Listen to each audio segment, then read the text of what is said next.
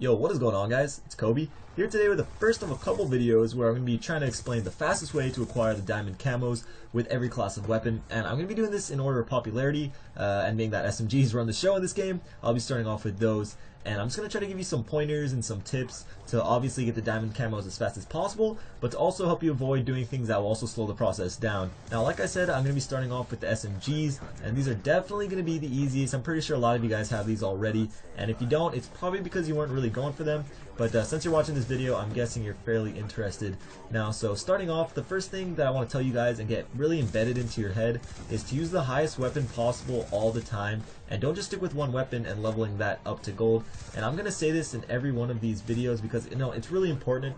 Now, you guys may be wondering, why not just finish one gun and then move on to the next? And the reason for it is because you have to remember that you unlock guns at different levels. So, if you're going for all the diamond camos as fast as possible, you never really want to have no weapons to work on.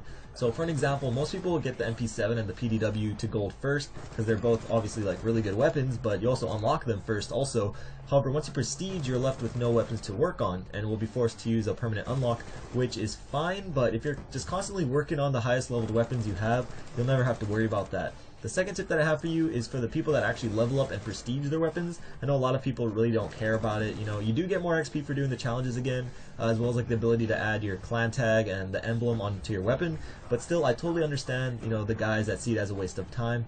But for you guys like me that do prestige their weapons, this is pretty important. So as I'm sure you guys know by now, you first have to either complete the headshot challenges or the one-shot kill challenges to unlock the rest of the camo challenges. So with SMGs, we of course going for the headshots. Now, once you get those headshots, you get a bunch of camos to unlock, including 2 for getting kills without perks and without attachments. So obviously, you probably want to do those at the same time. But what I also recommend is to prestige your weapon right before you do those, because after you do, you won't have attachments, but since you're going for kills without attachments, it won't really matter as much. So, you don't really have to do that, but that's what I did, and I would definitely suggest you do the same if you want. Now, lastly, with pretty much all the SMGs, you'll get through all the camo challenges fairly easy, and all the SMGs are really good, but the one that I see the most people having problems with is getting headshots with the Chicom, or the Chicom, whatever you guys want to call it, which is the burst fire SMG.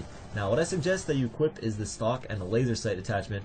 With the stock, you can strafe faster while aimed in, and obviously with the laser sight, you can get increased hip fire accuracy. What I personally don't suggest though is using the select fire and making it fully automatic. Trust me, it's a lot easier just running around hip firing towards the head. I got way more headshots and it was just a lot more effective. Again, that was just me personally though. Like I said, the SMGs are pretty damn easy to get diamond on, so if any of you guys don't have it and decide to go for them, I'm fully confident that you won't have any really problems with it.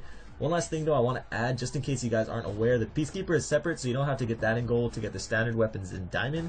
But that's the end of the video. If you could leave a rating, that would be really awesome and much appreciated. And if you got any of these tips, or maybe you have some tips of your own, feel free to share those in the comments. I'm pretty sure somebody could use the extra information, and I just personally like to see what you guys can come up with. Also, how many of you guys actually have the Diamonds SMGs already? I got them really early into the game, but I actually went for them, so it wasn't all that hard. But anyways, guys, check out either of the videos on screen if you missed them. I got a ton of videos coming soon. It's ridiculous. My list is full, and just have a great day.